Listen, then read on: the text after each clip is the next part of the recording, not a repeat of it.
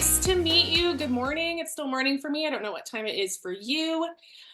Today, I'm happy to be here. Just Cast Iron's awesome Flower Power event is a really great professional development opportunity, and it's free, which is great for everyone here to get in and meet everyone and learn more about all of our topics today. So I wanted to thank Amanda and Sari for being so great as they spoke before me, and of course, Mark and Andrea for running this session. I did want to let you know, I'm a big believer. I have teaching experience, so I'm a believer in taking notes to remember things and kind of log what you're learning. So if you have a notebook and pen, go ahead and grab that. You might want to take some notes about our session today. If we've never met before, as mentioned, I'm Melissa Fryer with Build a Better Bakery. And I did want to mention that I do have a lot of experience with baking from rural storefronts, little tiny storefronts, all the way to million-dollar ghost kitchens. And we move a lot with our military lifestyle. So I have my own cottage business in a bunch of different locations, including a tiny 6-mile wide isolated training center, which is pretty random and weird. But the reason I'm saying this is I feel like you really can make it work anywhere as long as you have some good strategy behind what you're doing. And on top of mentoring bakers, I am baking a lot of sourdough. I'm a homeschool mom, a professional showing artist in the local community. I teach classes, and I am knee deep in getting my garden ready for the spring. So if any of those vibe with you, that's who I am. Let me know in the chat if you're into any of that. Definitely, as I have spent the years mentoring bakers across the world, I really like to focus on confidence. Number one, I think that's big, same as Amanda and Sari were saying, that's a really big part of feeling good and joyful about what you're doing, but also avoiding overwhelm because we work a lot as bakers and there's just a lot going on. So we just need to focus on, with like our weekly sessions in the Elite Mentorship Program, we do weekly check-ins that helps people feel more grounded. So just having someone you can talk to regularly, I think is really important. Now, when I meet with people in person or online, one of the things that I really like to do is just dive deep really quick because I think it's helpful to talk through issues. And one of the frequent questions I get in these talks is, hey, how can I make more money with less time? Right? Like really common, let me know either yes or the one in the chat. If that sounds like you'd like to make some more money with less time, of course. And that brings us to today's topic of the self-serve porch pop-up. And I'm really just going to be running through this with you because I had a ton of about 3 full years of experience with this recently with running it straight through 3 years. And I think this is a really cool way to expand what you're doing if you're not already doing something similar. So let me know in the chat. 1, have you done a market just in general? 2, if you've sold from your front porch before. And 3, if you've tried a self-serve porch pop-up already. I just kind of want to see a spread or just nothing. Just write no or nothing if you haven't tried any of this before. So if you're looking for a way to continue to sell your bakes consistently, we want to try to stay consistent, bring in reliable income. You want to stress less about making sales and you want to reduce your time spent selling. I do highly recommend the self-serve porch pop-up model. We're going to break it down for you because I think it's important that you see that. And I have not shared my screen yet, have I? Let me get to my slides here. Okay, hopefully you can see that. All right, so we are moving on to what exactly is this? This might not, I haven't shared it yet. There we go. Okay. What is a self-serve porch pop-up? Okay, so I'm going to run through exactly what this is and what it can do. It can allow you to spend more time doing what you want because it's less man hours you have to spend or woman hours. You can avoid stressing about being available for pickups all the time, sitting outside all day for a market, taking intense custom orders. Those things have their pros and cons, but it can be overwhelming for some people. So this could be a good option for you. Okay, let me just read it through here real quick. Okay, looks like some people have not done this before, never tried it. Okay, so great. So yeah, let me know if you have questions because I want to make sure it's making sense. Doing a market, never the porch, looking into it. Okay, great. Move to a new town, don't know where to start. This will be perfect for you. Did a store pop up? Not allowed to do it in your hometown. Okay, so hopefully you'll still get some good info on this, and you could take this model to, like you said, a different, like a store location for sure. But we're going to be just talking about home. Don't know how to, want to do one. Don't have a porch. That is, I've heard that before. Maybe a tent. Yeah, we'll talk about that. No clue at all. Okay. So number one, what exactly does it mean to say self-serve porch pop-up? Specifically talking about a situation where you set up your products for sale on your own property. Could be a porch. I'm using the word porch, but it could be a tent. It could be a shed. Could be a bodega if you have like some kind of garage that you can open up. Some people use like trailers. There's lots of opportunities. So anything that would work, and we'll get into the specifics of what that might be. So instead of waiting for people to come by to sell something to them, you're removing a lot of that time waiting around where you can just post options for people to pay for products on like a sign or a tablet, which you may not want to put a tablet out there, but you might. And then you can allow customers to come by during your open hours to browse and shop and pay all on their own. So it's like having a little mini storefront, but you don't actually have to be there, the whole time just sitting there and waiting. You do not need to be present for the transaction. That's kind of the whole point of it. So again, you could do this at other locations, like we have some people commenting about, but today discussing just at your own place of residence. And there's just some other intricacies to like setting up with shops, percentages, commissions, timing, visuals. There's more to that. That's like a totally different subject, which we can always meet up for a private call if you want to talk about that for sure. Now, I would suggest being at home while you're trying this, at least at first, just to make sure nothing happens. But over time, it might not actually be totally necessary for you to be there all the time. I like to be there just because I'll tell you why a little bit, but you could go, run an errand or something if you need to. So I personally offered this type of sale. It was about 4 to 7 days a week. So it wasn't every day. Sometimes I had product or it was holidays and I could just set it up every day and I knew people were going to be around. Our previous location, it had a good porch. Okay. I know some people don't have porches. It had a good porch. It was out of the wind. It was very visible. So it worked out well. And we were right across from a park, which perfect. Had the covered porch. We were on the corner of a busy-ish road. It wasn't the busiest road, but pretty, lots of people. It's like a connection road. And we also had a lot of walkers. So people pushing their strollers, walking their dogs, that kind of thing. So it was that small community I was telling you about. This is where I did this. And word would get around quickly because there wasn't a lot going on there. So I realized it was a very specific area to try this, but I see people doing this in even large cities. So I think it can definitely work for you. Now, the cool thing about it, the stats. So I was putting in about 15 minutes to set it up. I timed myself, and about 15 minutes to break it down. So that includes sweeping the porch, bringing the tables out where you could leave the tables out there, getting the tablecloths, getting the bins, putting the food out, getting it out of the cake fridge, wherever everything is. Really not that much time. Of course, you're going to be baking on the back end, and I'll give you a tip how to make that even faster. But the setup and cleanup, very fast. And it was completely self-serve. So I wasn't really meeting with anyone one-on-one. What I would do is I would bake extras because I had corporate orders, I had subscriptions, I had custom orders, I had markets to attend. I was doing like everything and a lot. And so I would just make extra stuff, and that's what would go out there. It was, I was kind of doubling up on my time baking, and I didn't have to switch gears for it. So income, again, is going to range differently for everyone, but it was about 300 to about 2K a week of just that stuff on top of everything else. And your holidays are going to give you a large spike if your community supports holiday baking sales. So it can range wildly, but it was definitely bringing in money every week. It went pretty well. Okay, but Michigan doesn't allow that for cottage foods, face-to-face transaction only. It would be interesting to know, maybe you could put like, this is just kind of a joke, but what if you like printed out a picture of your face? Put it out there? I'm just kidding. I don't know. I would maybe ask someone just to be totally sure.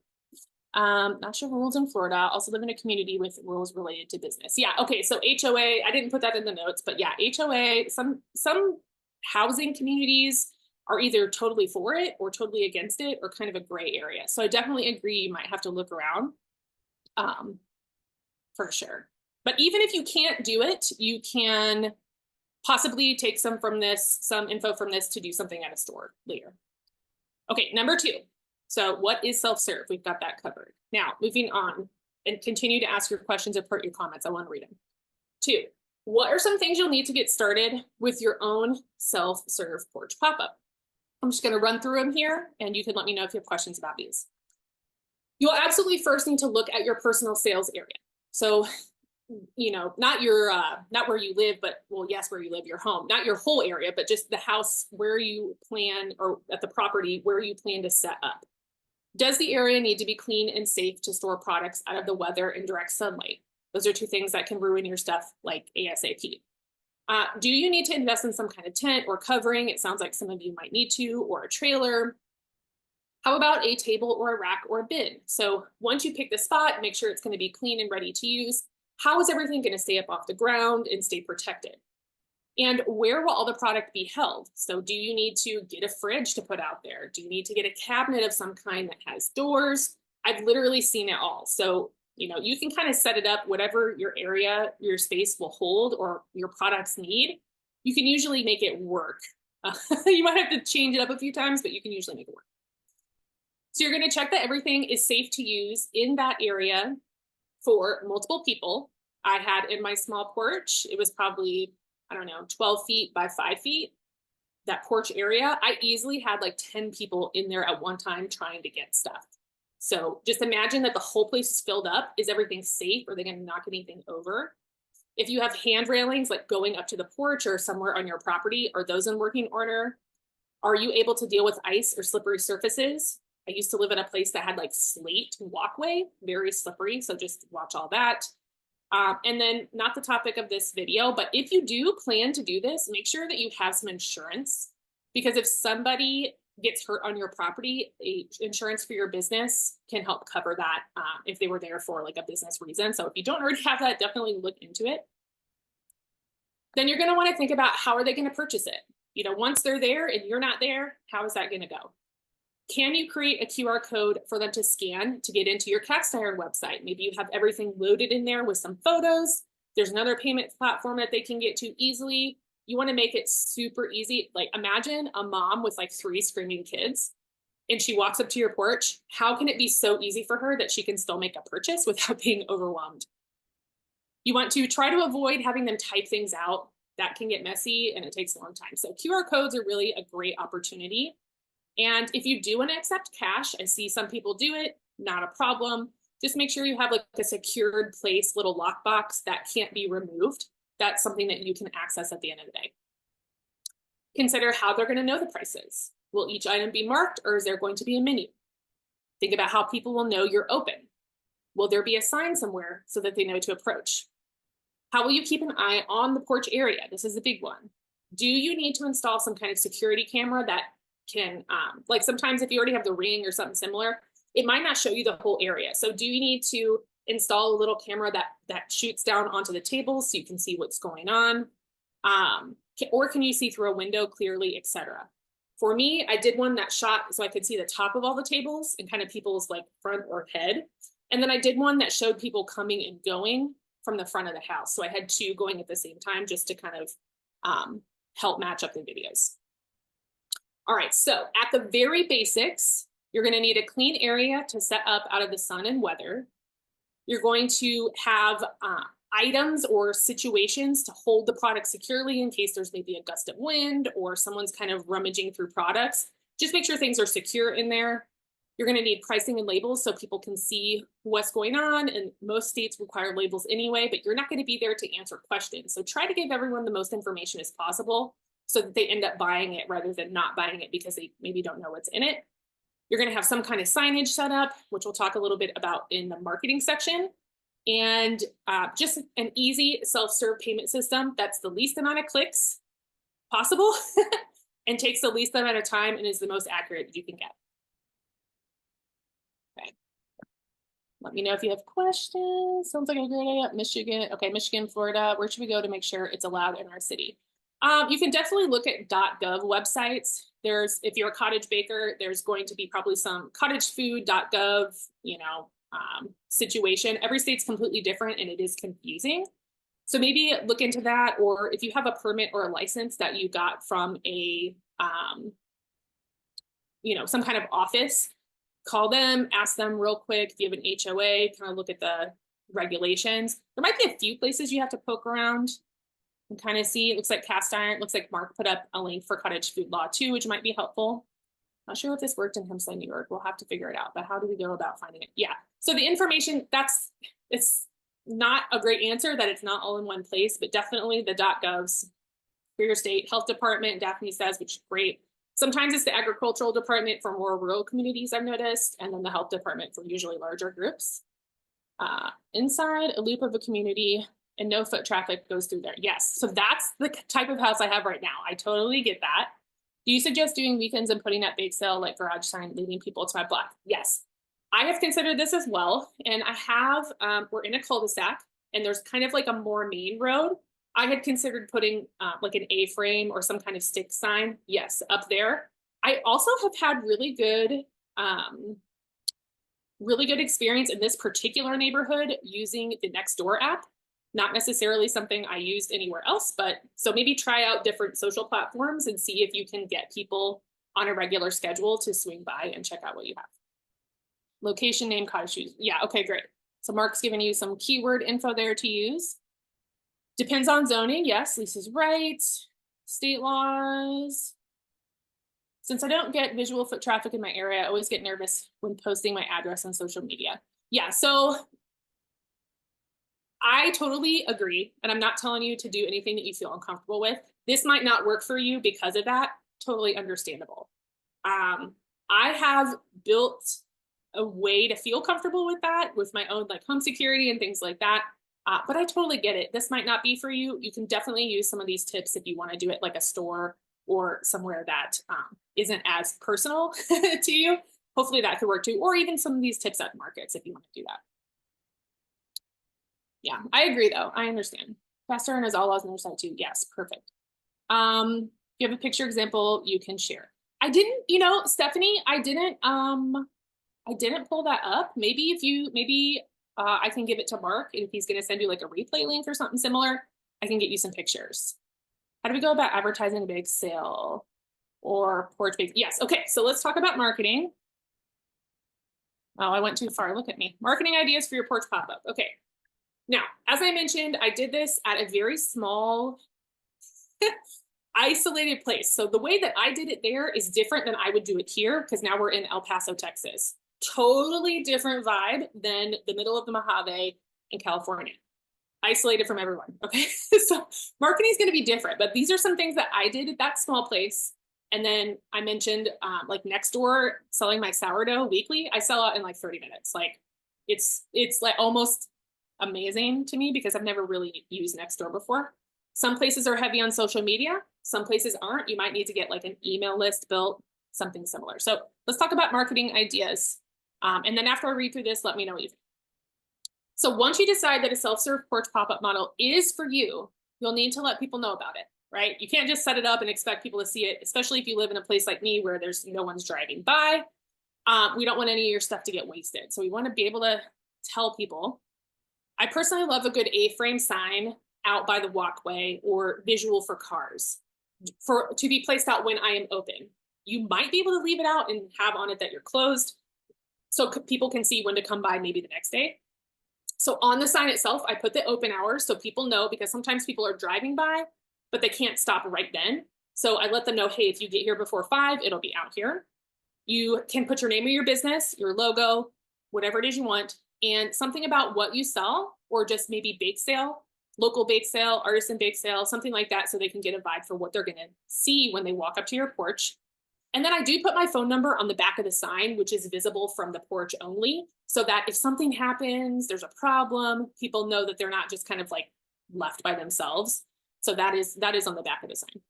I place this as close to the walking area as I can, trying to corner it between the walkers and the drivers if you have both of those.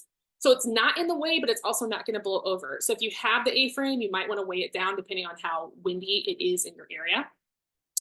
I also like to adorn my house with some kind of business sign. And this is really just so it's visible from the road. So when people pull up, they feel confident to approach, or they feel like they know that they're in the right place.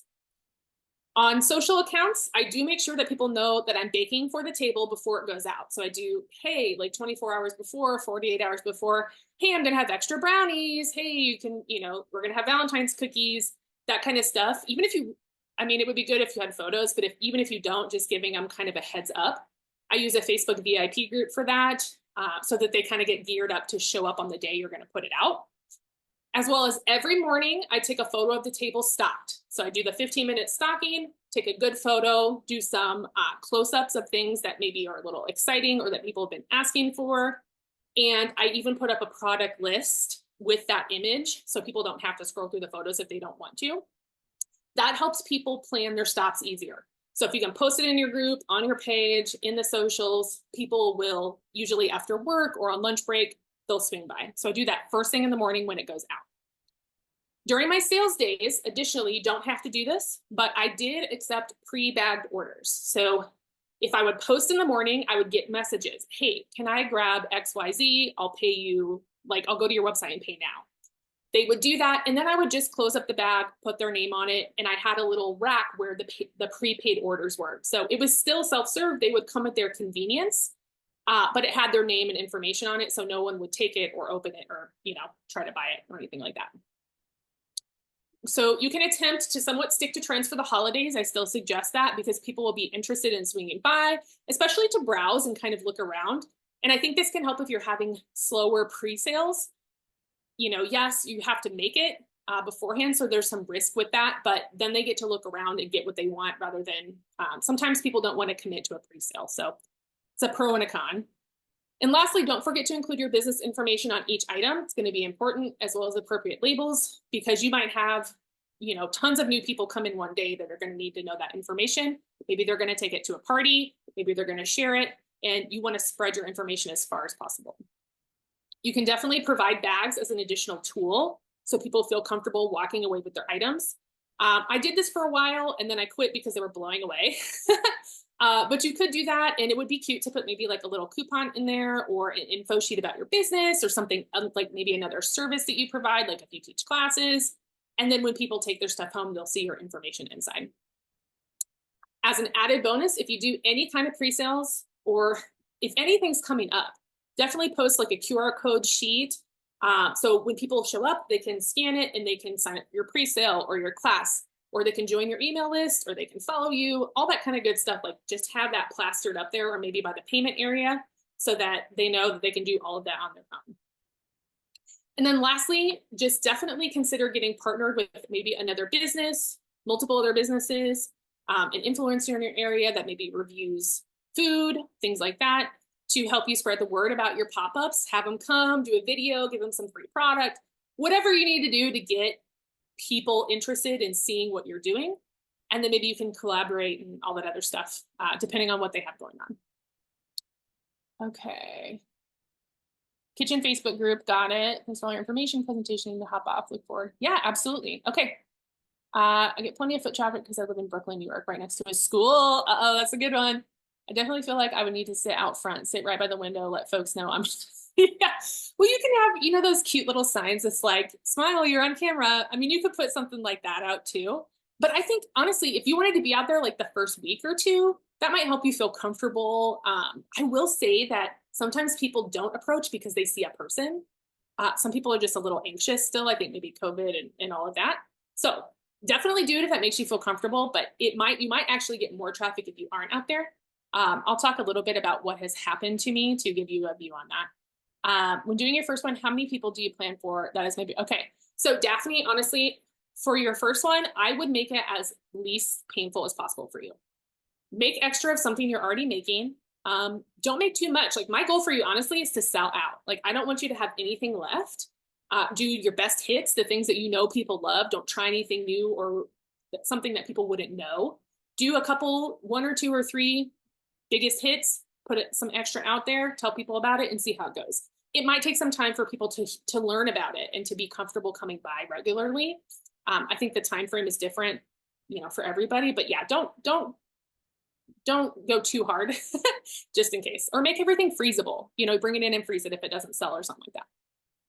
Thinking of doing this for Mother's Day or Easter. Yeah. So that would be perfect. Mother's Day, people, maybe moms bring their kids or dads bring the kids and come, hey, pick something out for mom. Super cute. Make sure that things have like a longer shelf life for any holidays. So if they buy it a couple days earlier, it'll still be good. That's just something I learned with people, planning to come a little early to get something. Oh, you're welcome, Sharon. Long Island, let me know when you try it. Okay. Yeah, it sounds like you guys are just going to be on looking up to see if you guys can do this. Yes, the freezer. I'm a big go-to time. You need to rein it in. Yeah, rein it in. Just think to yourself, my goal is to sell out. Like I want to make it small and I want to make it impactful, but I'm not going to make this my whole day. Like I just want to try it. I just want to see. And then if it doesn't sell, I'll freeze it or however. All right. So because we have, I could talk forever if anyone here knows me. So I want to move on. Pros and cons of a porch pop-up. I just want to lay these out real quick. Just after 3 years, what happened? Okay, so the cons. You may at some point deal with missed payment. You can construct it so that doesn't really happen. Like if you had them use your cast iron website, it would be pretty hard for them to mispay. But if you're using something else, human error is part of the model. It's kind of like if you're not there to guide them, moms get overwhelmed. Some people have leashed dogs that are like going all over. Sometimes people just make mistakes. You may be able to contact them. If there's a miscalculation, you might know them or they left their phone number with you, whatever it is. So you might be able to make it right. But this is where having your items uploaded already with your photos and your website is going to be easier for people to not have to do any math. I did leave a calculator out in my payment area because I was afraid people weren't going to want to do math. I know most people have one on their phone, but I had a lot of high schoolers coming by. So I did leave that out there. So if you're going to use something that's like Venmo, Cash App, etc., just know that human error can be involved with that. And just do your best to try to make it easy, but also avoid issues. Number 2, you may at some point have to deal with theft. That's like the number one question I get. Didn't people come and steal everything you had? Absolutely not. Like I didn't have any adults steal anything. And in fact, if they miscalculated, they would get home because I priced all the products individually. They would get home and realize that they had mispaid me and that they would send me the difference. So I really didn't have to deal with that as much. It was a military installation that may or may not have had something to do with it. But there's still crime on military installations. So I think if it was going to happen, it would happen there, and it didn't. The only people that ever took anything from me were kids. One of them was a group of boys who were bored and they were like testing each other. And then their parents paid me because I caught them with my camera. And also a young girl who didn't understand how money worked. And she tried to trade me a rare coin, like one of those dollar coins. And she told me it was worth $50. So she tried to trade me for $50 worth of product. So again, I caught her because I have the cameras before she left, but things like that. So you'll end up with some stories. And I think because I was across from a park, that created this scenario. So if you're across from a school, that might happen too. And your location just may determine how risky it is theft-wise. But again, security cameras can help with that. Now 3, the weather may ruin some of your packaging or products. Expect that to happen once in a while. Same with an outdoor market if you do those. Sometimes it's dusty or hot and things get ruined. It just happens.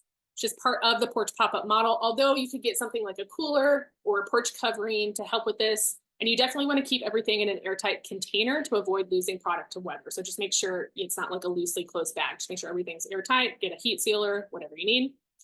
Number 4, people were often waiting until the last minute during the holidays because they knew I was open. So not really a con per se, but I want you to imagine how that would look. So slowly trickle in holiday products worked better for me. And then just everything goes out like right before I'm about to take my holiday time. And people would just come and grab. Literally, people would be walking away with like $200 worth of product because they had fun. It was fun for them to shop that way. All right, here's a few pros to leave you with. Although this is not a form of fully passive income, it's pretty hard to find something that's fully passive. It consumes much less of your time than any other form of manned pop-up or market that I have ever done. Like way less time for way more money.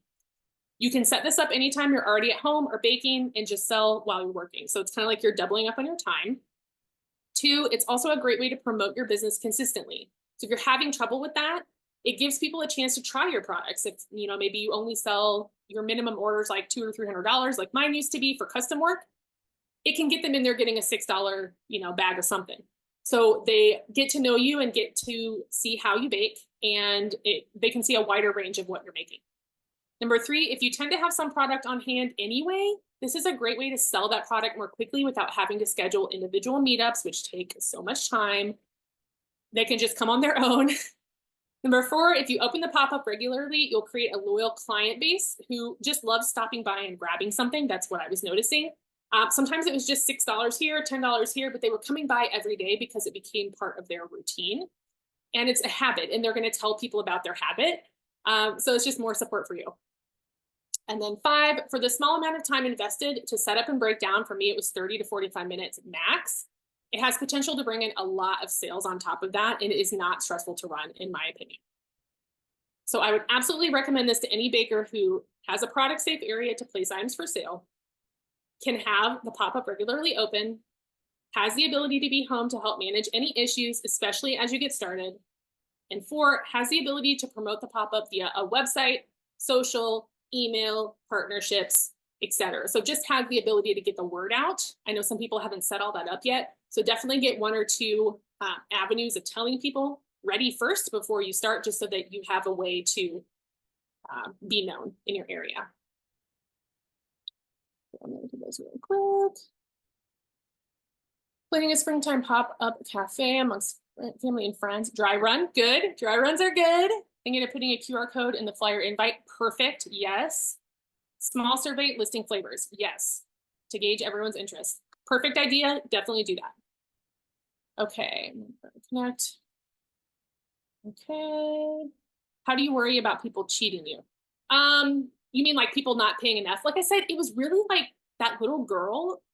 I don't know, she was probably 10 or 12. She was honestly the only person that ever made me feel like she was doing something wrong. For 3 years, I never had a problem with adults. Like I said, some of them would like miscalculate, but I had them on camera. I saw their transaction come through, so I had their name and number anyway. We were able to make it right. No one ever had an issue with it. Honestly, I do it for fun. I don't put my whole day into it. It's kind of like a side sale, if that makes sense, because I have other stuff going on. It's kind of the leftovers or the extras.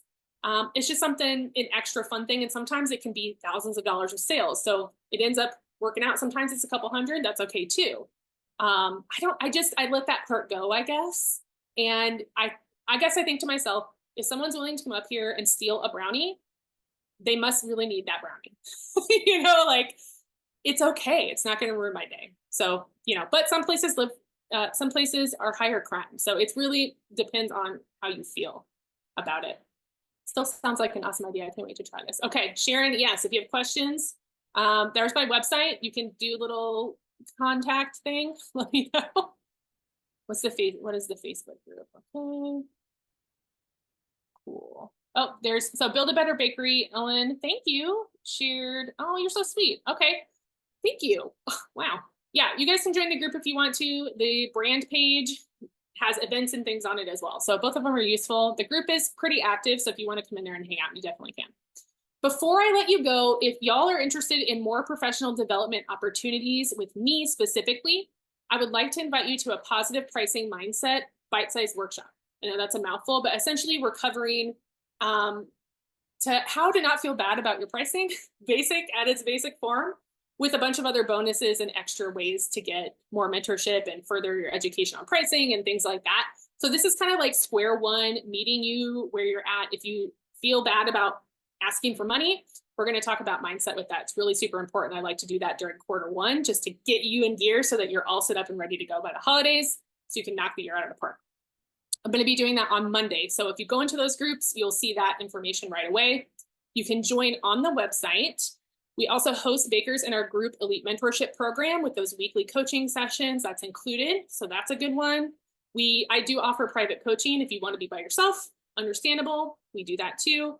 And we also have self-guided courses and things online that you can just do all on your own if you don't want to have the one-on-one. Totally get that too. So there's lots of things going on for you to get involved depending on your comfort level and what you're interested in.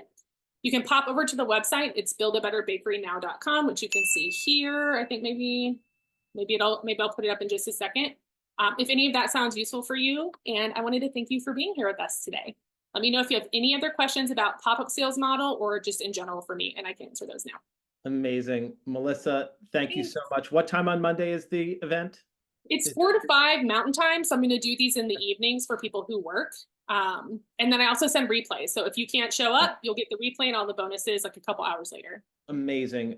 Melissa, I introed you by talking about your authenticity, and it just shone through in so many ways. You know what you're talking about, and you've done this, and there's such practical advice. So I can't thank you enough for sharing your knowledge with us today. It was extremely, extremely helpful. Thanks so much. Thanks for having me. Take care.